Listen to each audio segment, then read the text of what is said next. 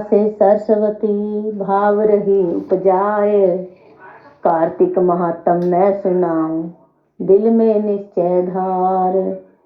नारद जी बोले, अब मैं कार्तिक व्रत के उद्यापन का वर्णन करता हूँ, जो सब पापों का नाश करने वाला है। व्रत का पालन करने वाला मनुष्य कार्तिक शुक्ला चतुर्दशी को व्रत की पूर्ति और भगवान विष्णु की प्रीति के लिए उद्यापन करे। तुलसी के ऊपर एक सुंदर मंडप बनावे, उसे केले के खंभों से संयुक्त करके नाना प्रकार की धातुओं से उसकी विचित्र शोभा बढ़ावे। मंडप के चारों ओर दीपकों की श्रेणी सुंदर ढंग से सजा कर रखे। उस मंडप में सुंदर बंदरवारों से सुशोभित 4 दरवाजे बनावे और उन्हें फूलों से तथा चवर से सुसज्जित करे। द्वारों पर पृथक पृथक मिट्टी के द्वारपाल बनाकर उनकी पूजा करे, जिसके नाम इस प्रकार हैं: जय, विजय, चंड, प्रचंड, नंद, सुनंद, कुमंद और कुमुदाक्ष। उनके चारों दरवाजों पर 2-2 क्रम से स्थापित कर भक्ति पूर्वक पूजन करें। तुलसी की जड़ के समीप 4 रंगों से सुशोभित सर्वतोभद्र मंडल बनावे और उसके ऊपर पूर्ण पत्थर तथा पंचरत्न से संयुक्त कलश की स्थापना करे। कलश के ऊपर शंख चक्र गदाधारी भगवान विष्णु का पूजन करे। भक्ति भाव से उस तिथि में उपवास करे तथा रात्रि में गीत, वाद्य, कीर्तन आदि मंगलमय आयोजनों के साथ जागरण करे।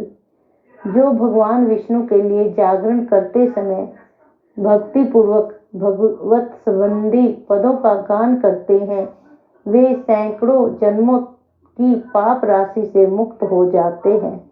जो मनुष्य भगवान के निमित्त जागरण करके रात्रि भर भगवान का कीर्तन करते हैं, उनको असंख्य गौदान का फल मिलता है। जो मनुष्य भगवान की मूर्ति के सामने नृत्य गान करते हैं, उनके अनेक जन्मों के एकत्रित पाप नष्ट हो जाते हैं।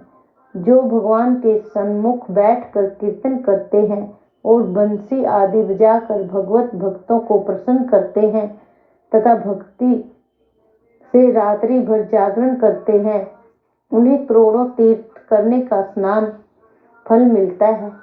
उसके बाद पूर्णमासी में एक सप्तनिक ब्राह्मण को निमंत्रित करे, प्रातःकाल स्नान और देव पूजन करके वेदी पर अग्नि की स्थापना करे और भगवान की प्रीति के लिए तिल और खीर की आहुति दे।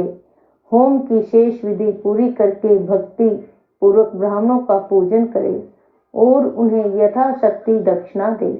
फिर उनसे इस प्रकार क्षमा प्रार्थना करे, आप सब लोगों की अनुकंपा से मुझ पर भगवान सदैव प्रसन्न रहें।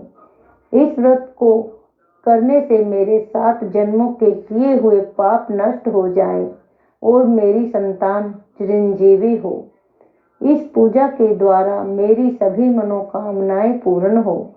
मेरी मृत्यु के पश्चात मुझे अतिशय दुर्लभ विष्णु लोक की प्राप्ति हो। पूजा की समस्त वस्तुओं के साथ गाय भी गुरु को दान में दे। उसके पश्चात घर वालों और मित्रों के साथ स्वयं भोजन करें।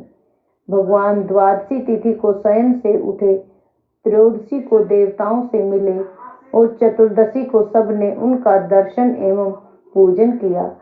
इसलिए उस तिथि में भगवान की पूजा करनी चाहिए।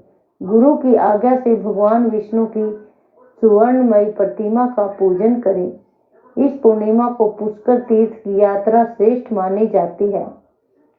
कार्तिक माह में इस विधि का पालन करना चाहिए।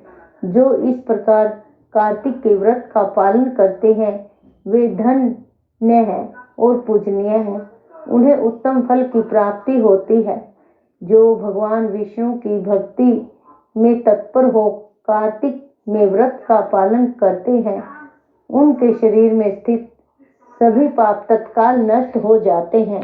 जो श्रद्धा पूर्वक कार्तिक के उद्यापन का महात्म्य सुनता या सुनाता है, वह भगवान विष्णु का सायुज्य प्राप्त करता है। बोलिए विष्णु भगवान की जय, तुलसी माता की जय, तुलसी महारानी नमो नमो, हरि की पटरानी नमो नमो, बोल तुलसी माता की जय। हरि ओम।